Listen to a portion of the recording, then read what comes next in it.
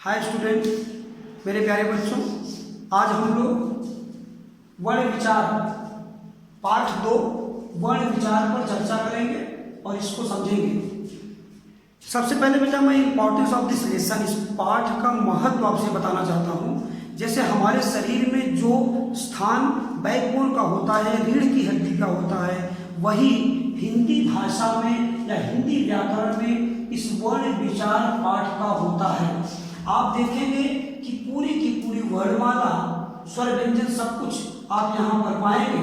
अगर इन चीज़ों को हम इजीली समझ लेते हैं, सरलतापूर्वक समझ लेते हैं, तो आगे की पढ़ाई हमारी हिंदी व्याकरण में बहुत ही सरल हो जाएगी।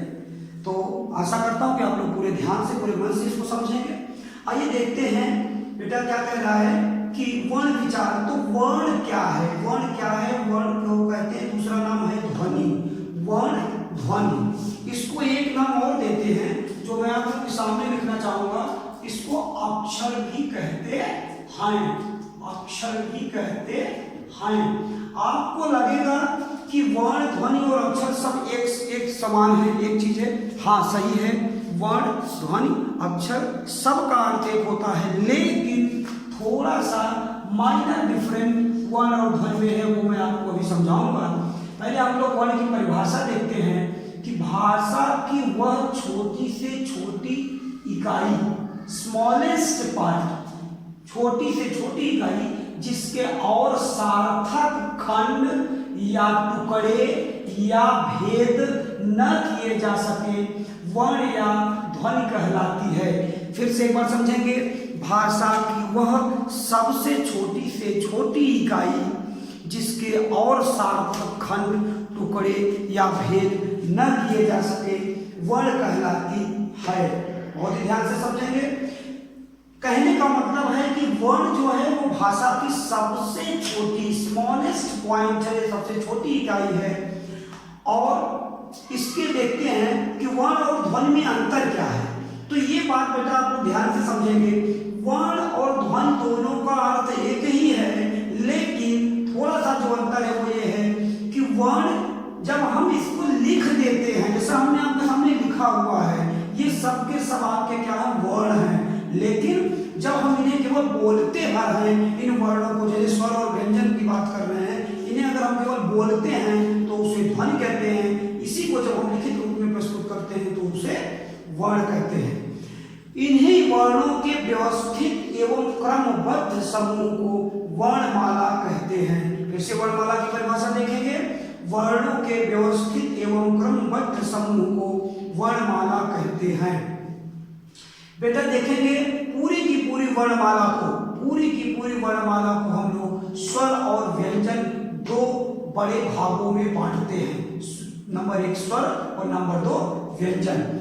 अब अगर स्वर की परिभाषा की बात करें तो जिन वर्णों का उच्चारण बिना किसी रुकावट के स्वतंत्र रूप से होता है, स्वतंत्र रूप का मतलब किसी की कोई मदद या सहयोग की जरूरत नहीं होती है, ये अकेले होते हैं, एलाउन होते हैं।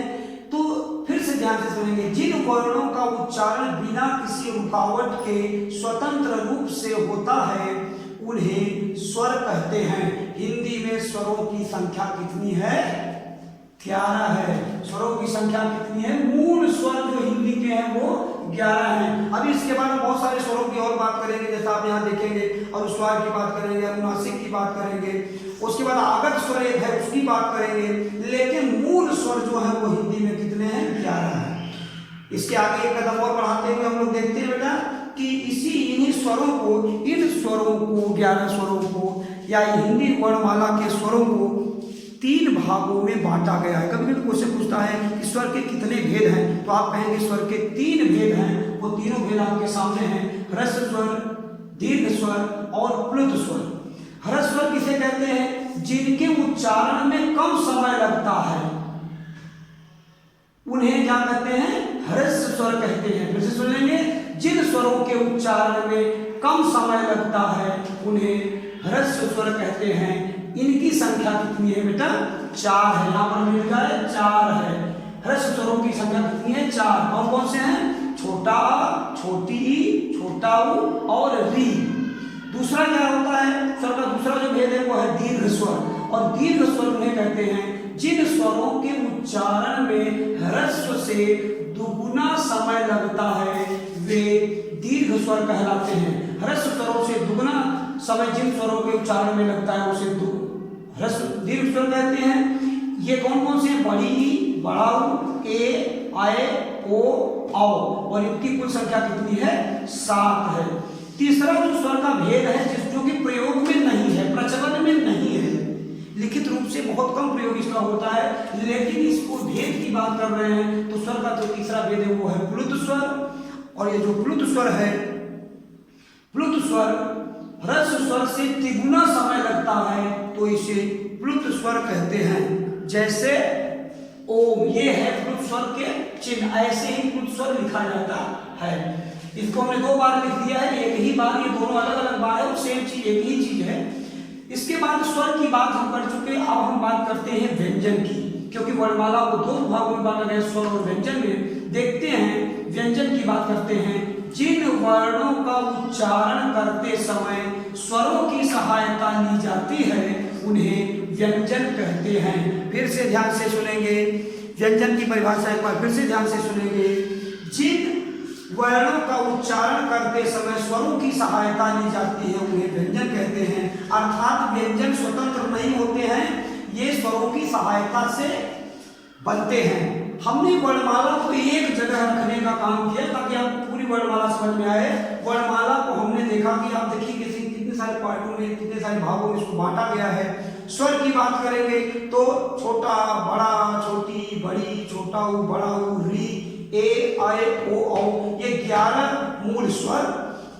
और व्यंजन की बात करें तो व्यंजन को कई भागों में बांटा गया। नंबर 1 कौन सा है? स्पर्श व्यंजन। स्पर्श व्यंजन में 5 वर्ग हैं। क वर्ग में क, ख, ग, घ, अंगा। च वर्ग में च, छ, ज, झ, ञ। ट वर्ग में ट, ठ, ड, ढ, अण। त वर्ग में त, थ, द, ध, न। और प वर्ग में आते हैं प, फ, ग, भ, म। आगे देखते हैं संयुक्ताक्षर। संयुक्ताक्षरों की संख्या कितनी है? 4 है। कौन कौन से? छ, त्रम, ज्ञ, स्र। छ की बात करें तो क और ये श से मिलकर बना है छ। त्र की बात करेंगे तो त और र से बना है।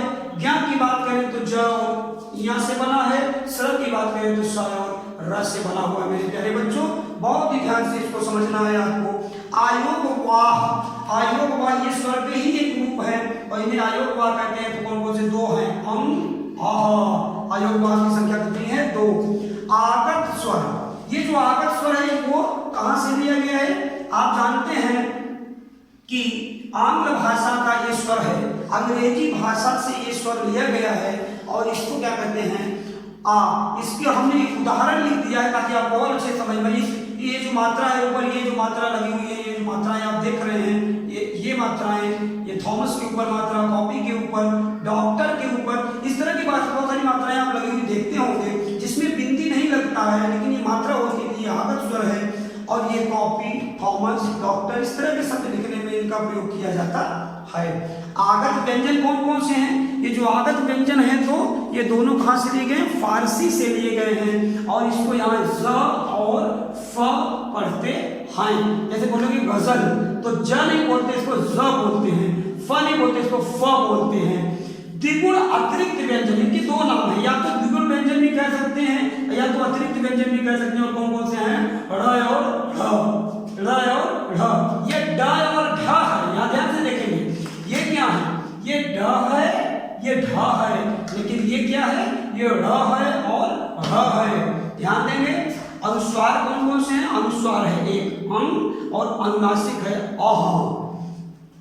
तो इसके आगे देखेंगे फिर से हम लोग कि मैंने यहाँ एक आप लोगों के लिए एक शॉर्ट ट्रिक आप कह सकते हैं, मैंने बनाने की कोशिश किया है। कभी कभी हमसे पूछा जाता है, आप लोगों से पूछा जाता है कि बेटा बताओ क वर्ग का उच्चारण स्थान, क का उच्चारण स्थान क्या है, ख का क्या है, ग का क्या है, घ का। तो बेटा देखो ये 25 स्पर्श व्यंजनों की संख्या कितनी है? 25 है। स्पर्श व्यंजनों की कुल संख्या 25 है, लेकिन ये 25 के 25 वर्ण केवल 5 स्थानों से पूछे बोले जाते हैं। इनका जो उच्चारण स्थान है वो 5 जगह, जैसे कंठ से, तो कंठ हमारा कहाँ होता है? ये कंठ, ये कंठ है। ध्यान से देखेंगे तो कंठ से ये क ख ग घ अंगा का उच्चारण कंठ से होता है। च छ ज झ य का उच्चारण तालु या तालव्य से होता है। ट वर का उच्चारण ट ठ ड ढ का उच्चारण मूर्धा या मूर्धन्य से होता है। त थ द ध न का उच्चारण दंत या दंत्य से होता है। और प वर का उच्चारण प फ ब भ म से होता है, जो ओष्ठ या ओष्ठ कहते हैं। तो इन प वर का उच्चारण प फ ब भ म व्यंजनों का उच्चारण ओठ या ओष्ठ से होता है। तो बच्चों को याद हो जाए, इसके लिए हमने आपको याद हो जाए, इसके लिए हमने एक साइट्रिक बनाया हुआ है, आप देखेंगे। क्योंकि आप जानते हैं कवर के बाद चवर, चवर के बाद टवर, टवर के बाद त और तवर के बाद पवन आता है। क्रम से देखेंगे केटीएम 2, आप क्या कर रहे हैं, एटीएम नहीं, केटीएम 2, KTMDO, केटीएम 2। तो के से कंठ, टी से ताल, यम से मूर्धा या मूर्धन्य, डी से दंत या दंत्य और ओ से ओष्ठ या ओठ। तो ये रहा मेरे प्यारे बच्चों आज का अध्ययन कार्य, और आशा करता हूँ कि आप लोगों ने बहुत अच्छे से इसको समझा होगा। वीडियो आपके पास रहेगी, आप जब चाहिएगा एक बार, दो बार, तीन बार इसको पढ़ने का, अध्ययन करने का प्रयास करिएगा और पढ़िएगा। और मैं तभी मानूंगा कि आपने अच्छे से इसको पढ़ा हुआ है, लाभ लिया है, जब आप मेरे द्वारा दिए गए अभ्यास कार्यों को अपनी अभ्यास पुस्तिका में, अपनी कॉपी में करेंगे। तो पहला क्वेश्चन है हम आपके लिए होमवर्क, गृह कार्य, अभ्यास कार्य, आप जो भी कहिए, ये आपकी जिम्मेदारी है, आप इसको ईमानदारी पूर्वक करेंगे, मेहनत करेंगे। तो पहला है क्वेश्चन कि वर्णमाला और वर्ण की परिभाषा लिखिए। दोनों की परिभाषा लिखना है, वर्णमाला और वर्ण दोनों की। फिर क्या है दूसरा, स्वर के कितने भेद होते हैं लिखिए। संयुक्ताक्षरों को लिखकर अभ्यास करें। संयुक्ताक्षर आपको कहीं भी दिख रहे हैं, ये संयुक्ताक्षर दिख रहे हैं, इनको लिखकर अभ्यास करना है। चौथा क्वेश्चन है स्पर्श व्यंजनों के उच्चारण स्थान लिखकर याद करें। और पांचवा है पुष्प, आकाश, कमल और मनोरथ शब्दों के वर्ण विच्छेद कीजिए। मेरे प्यारे बच्चों, आशा करता हूं आप इस वीडियो से ज़्यादा लाभ लेंगे और अभ्यास कार्य पूरा करेंगे। आज के लिए इतना ही, मिलते हैं अगले वीडियो में फिर से, तब तक के लिए धन्यवाद।